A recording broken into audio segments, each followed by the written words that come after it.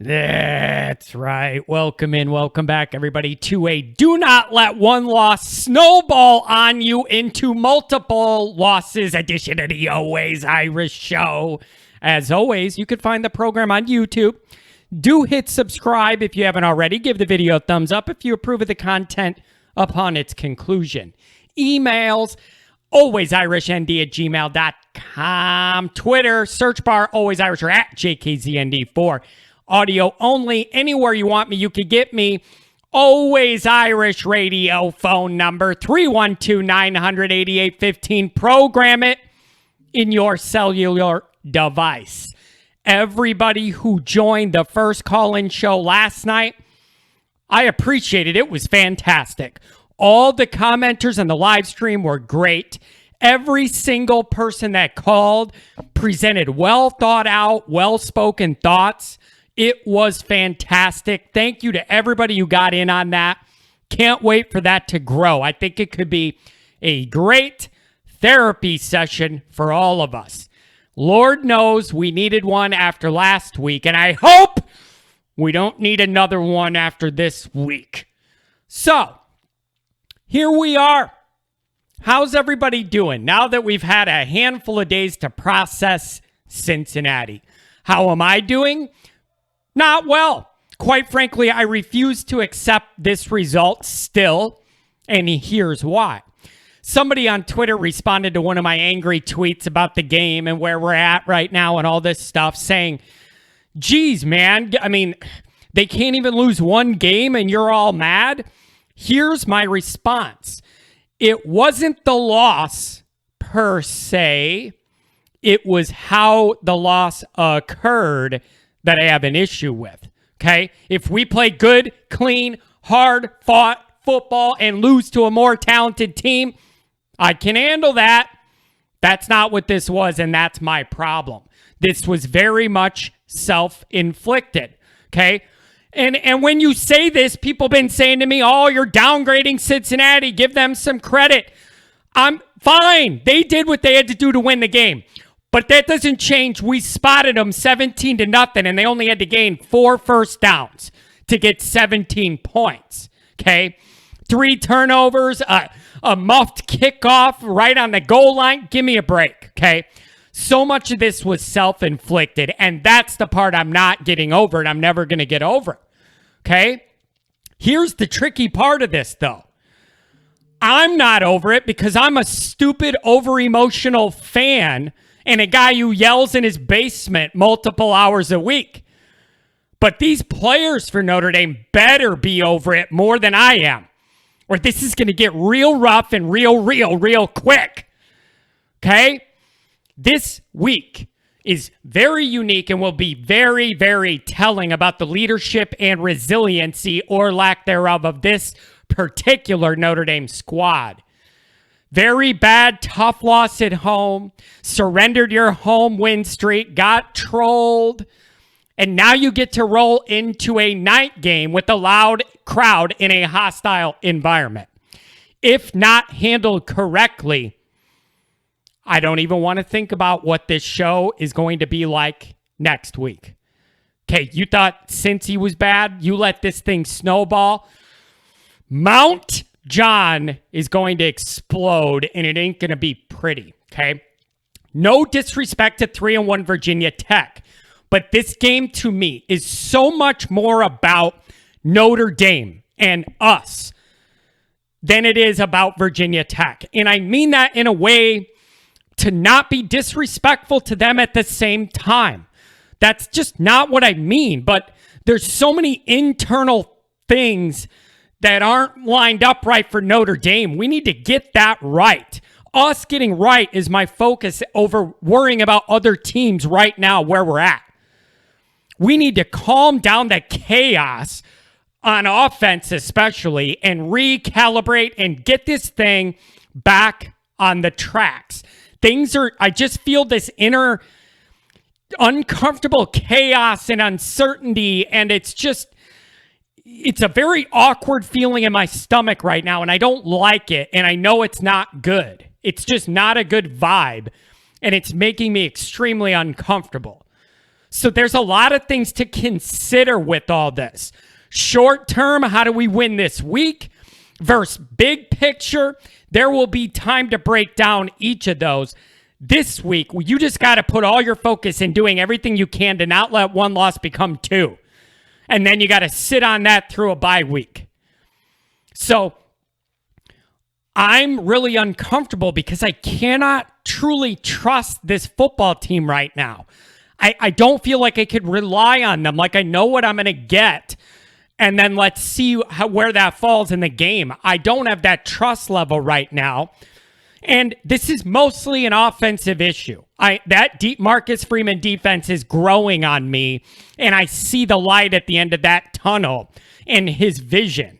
And even through some rough patches, rough plays, rough series, that defense is still playing good enough to play winning football with a requisite pedestrian even offense. But we don't even have that right now.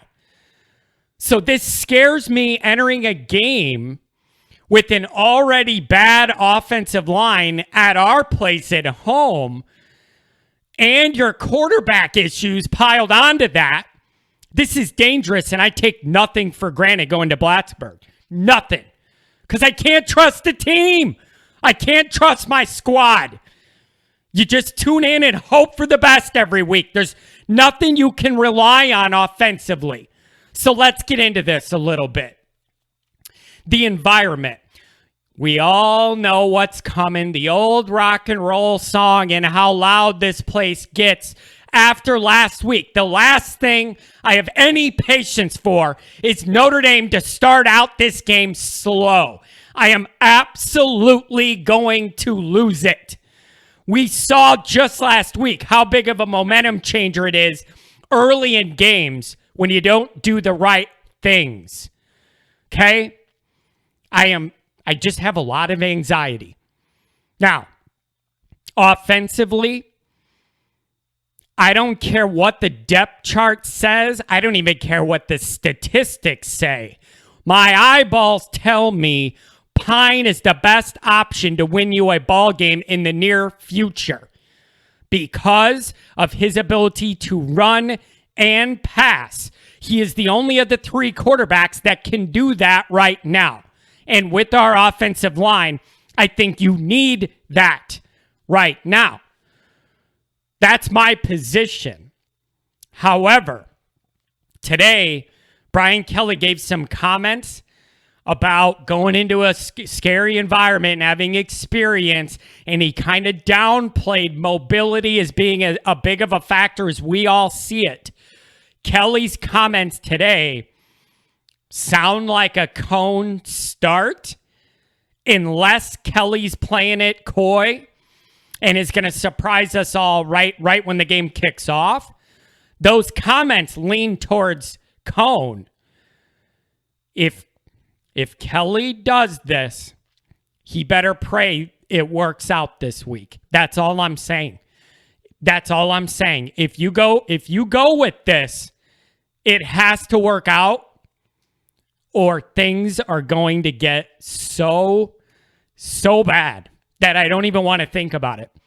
So Kelly sounds like it's a cone start, going with the experience. What about going with the guy that could, I don't know, score points or move the ball? We could try that too, but he wants to go with experience because it's going to be loud there.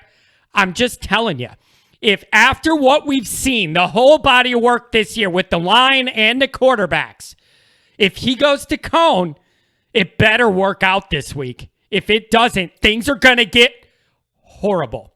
So I am not wigging out fully. I'm a mini wig, but I am not fully wigging out about these comments till I see cone start Saturday night. But it better work out. He better light him up. He better light him up. Can't be a Cincinnati repeat. This is going to get real ugly real fast. So that's where I'm at with the quarterback situation. I don't like, here's the thing, you guys. I cannot handle intellectually and emotionally the quarterback position at Notre Dame during Brian Kelly's tenure. It's just too much to handle. Too much to handle. Just guys with a lot of promise, it doesn't work out. Guys are good, then they're not good. Just up and down, inconsistent.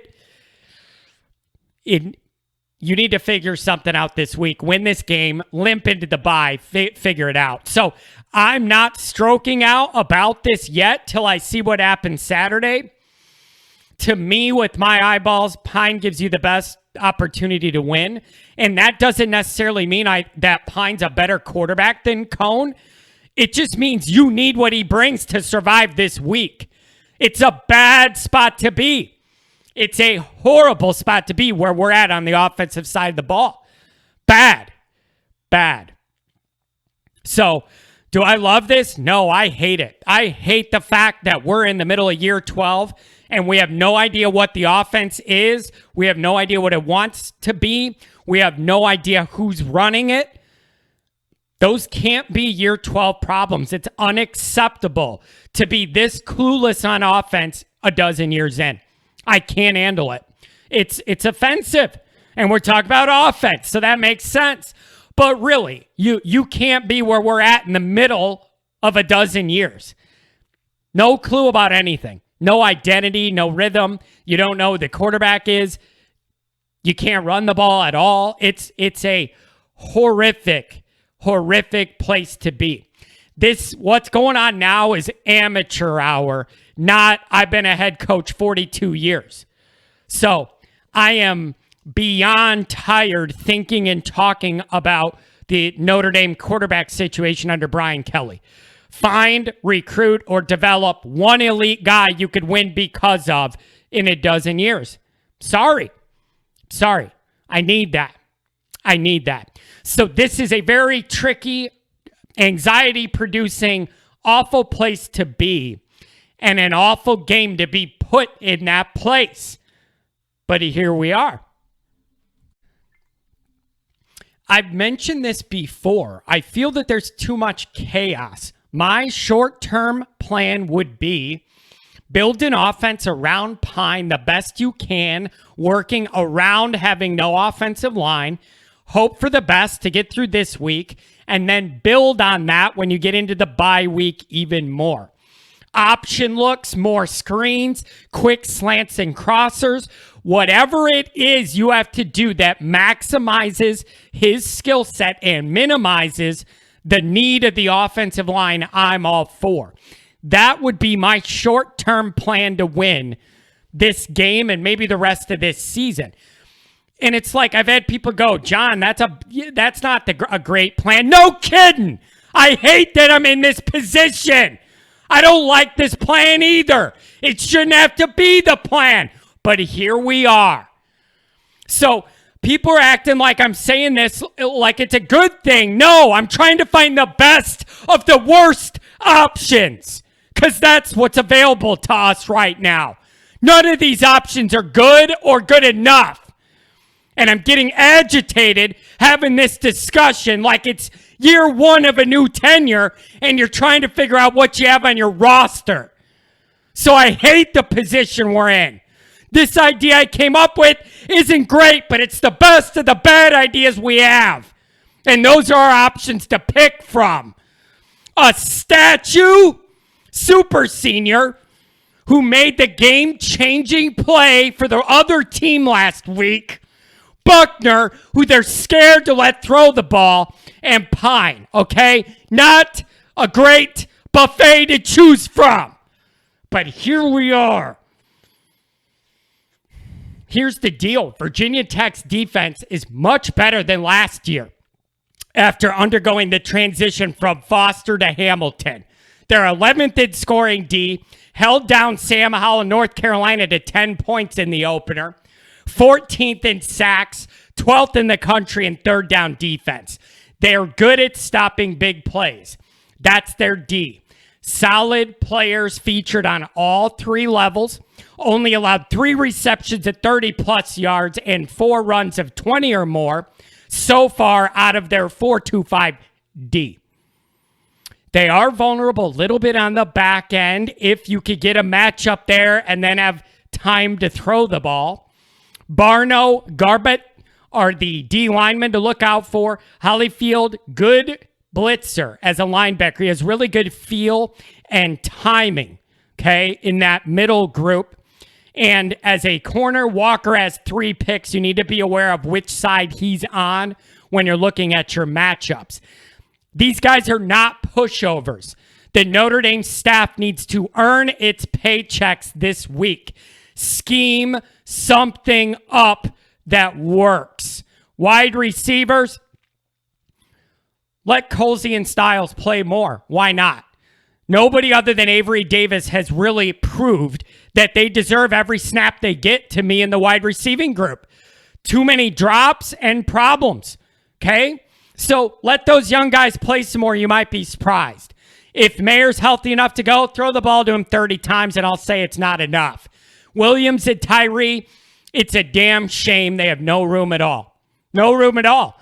Oh, John, you always exaggerate for a fact. What do you mean? No, they have no room at all. Okay, through these games, we have 48 negative plays behind the line of scrimmage on offense in 5 games. That is the same total amount we had through the whole season last year. The entire season last year, we had the same amount of plays behind the line of scrimmage we do now. Okay, it's unacceptable to be in this position 12 years in. I don't care what excuse you want to use. It can't look like this in year 12, period. End of story. Nobody's going to tell me anything other than that. Okay? Adjustments. That is the key to college football other than talent. I need to see major adjustments this week. You have to change what you're doing. What you're doing isn't working well enough. Period. Adjust. Now, let's switch over to the defensive side of the ball so I can regain a little bit of sanity in my brain. On this side of the ball, at least I see clear hope in a reasonably functioning football group. Keep excelling in the areas you have been. Stop some of those big plays. There's still a little bit there's still too many of them. But overall, after a handful of days, I refuse to blame the defense for the Cincinnati game. I just do. I'm not going to do it. I'm not going to do it. The way they're playing is enough to beat every team on our schedule with a good high school offense, which we don't even have. That was an offensive failure. Notre Dame's defense should have a good night in Blacksburg. Virginia Tech, 105th in yards per play, lost most of their guys from the previously effective run game. Their offensive line has struggled. They've been really inconsistent on the offensive line. Join the club.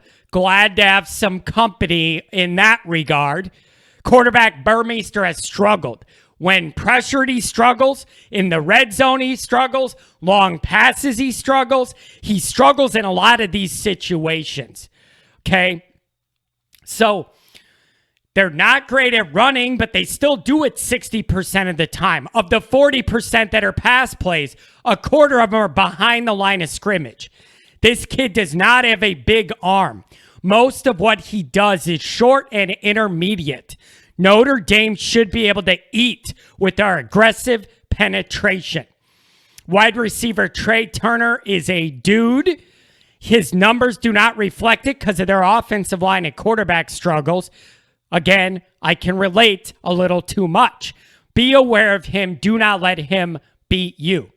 Surprisingly decent third down conversion numbers for Virginia Tech. But our defense is a top unit in the country in defending those. Our defense is still the backbone and strength of the program.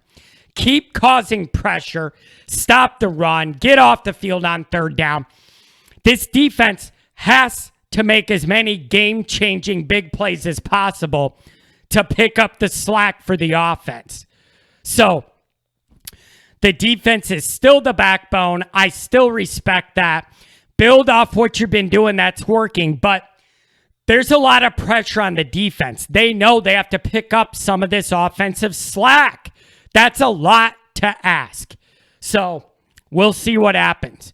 Special teams, let's start with this. How about we just shoot for no mistakes that are going to cost us the game? Like, I still want my kick return touchdowns and all that. Flip the field. Let's start with the basics. No plays that are going to directly result in us losing this game, like last week. So, what do I expect this to look like? More frustration. I just do. It's a rough combination of events and timeline that brings us to this game and this environment. I expect stress and frustration all night. Bad loss. Maybe a new quarterback, or maybe the other guy that wasn't effective is going to play. O-line that struggles even when it's quiet. Now you're at a loud night game with a rowdy crowd. Let's see your resolve, fellas. Okay? Let's see your resolve. This is the week we test your intestinal fortitude to overcome what happened last week. Get the train back on the tracks however you need to limp into this bye and figure some things out. I have no idea what we're going to see, but I know it's going to be stressful no matter what. Good night.